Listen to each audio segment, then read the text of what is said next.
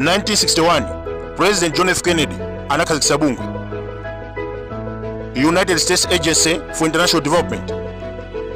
Ndi bungwe la chifundo koma zochita zake zimakayikitsa.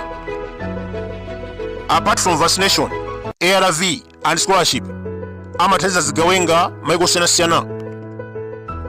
Renamo ku Mozambique, UNITA ku Angola, Mujahideen ku Afghanistan, amalandira ndalama ku USAID. Kumayi kuno anapanga zambiri: polytechnic, ma scholarship, ARV, family planning ndi zina zotero. Kafukufuku wa boma waonetsa kuti bungwe limeneli ndi lakuba, lakupha komanso losokoneza. Amalandira $50 billion ya misonkho. Potero amatumiza maiko ena koma ntchito enieni osaoneka. Mwachitsanzo, Cuba anapereka $74 million for democracy. Zinalowa nthumba mwa wina wake because there is no democracy in Cuba. Ku Haiti anatumiza $1 billion yomangira magetsi koma project kulibe. Kuongeza amenepa, USAID inachita fund coronavirus mu 2020.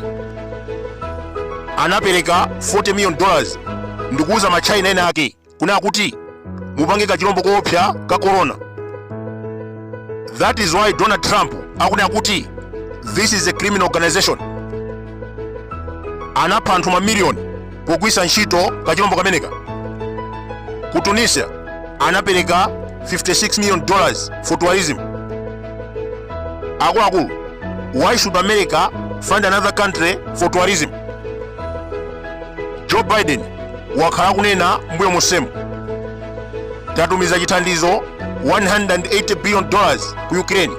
Look at all the fraud that he's found in this USAID. It's a disaster. Koma Zelensky waula posachedwa kunena kuti analandira $70 billion. Ndalama inayo almost $100 billion sakudziwa kumene inapita. Mwachidule, Joe Biden amanama kuti wagula zida za nkhondo. Zona zake amatenga ndalamazo nkumagawana ndi anzake ku America komweko. Akuluakulu, United States Agency for International Development imachita fund mademo maiko osiyanasiyana. HRDC ya ku Malawi imathandizidwa ndi bungwe lomweli. Chodabwisa china, amakonda kutumiza ndalama ku maiko ankhondo. Last year mwachitsanzo, $14 billion inapita ku Ukraine, $3 billion Israel, $2 billion Afghanistan ndi Somalia, $1.8 billion DRC and Syria. Donald Trump akunena kuti bungweli likutenga misonkho ya anthu kumasokoneza mtendere maiko ena. Joe Biden analandira $27 million kuchokera ku USAID. Amagwisa ntchito ndalamayi polipira maloya amene amayimba ndi Trump.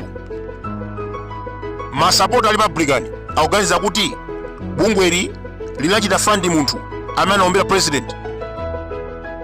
Mwachidule ndikuwuzeni kuti USAID ndi asilikali ku America amene amabwera mdziko ngati anthu achifundo. Akhoza kufika Malawi kuno kumanga zipatala, kugula mankhwala ndi zina zotero, koma zona zake amakhala spy. Ukasemphana ndi fundo zawo amakutaya kapena kuchita sponsor opposition kuti ilande boma. 2010 Bingu atakana mathanyula anasiya kumuthandiza.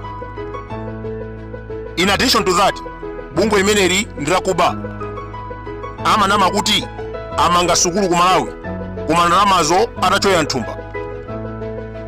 Ku Nigeria mwachitsanzo, mafailo akuonesa kuti anatumiza $800 million yomangira zipatala koma project kulibe. Ku Afghanistan chimodzimodzi, ma ARV mafiga akhoza kuonesa kuti anthu 2 million amalandira mankhwala ku Malawi, yet the exact figure ndi 700,000. Ndalama zogulira mankhwala zimalowa m'matumba mwa anthu ku America komweko. President Donald Trump watseka bungwe limeneli pamene akulifufuza. Akunena kuti criminal organization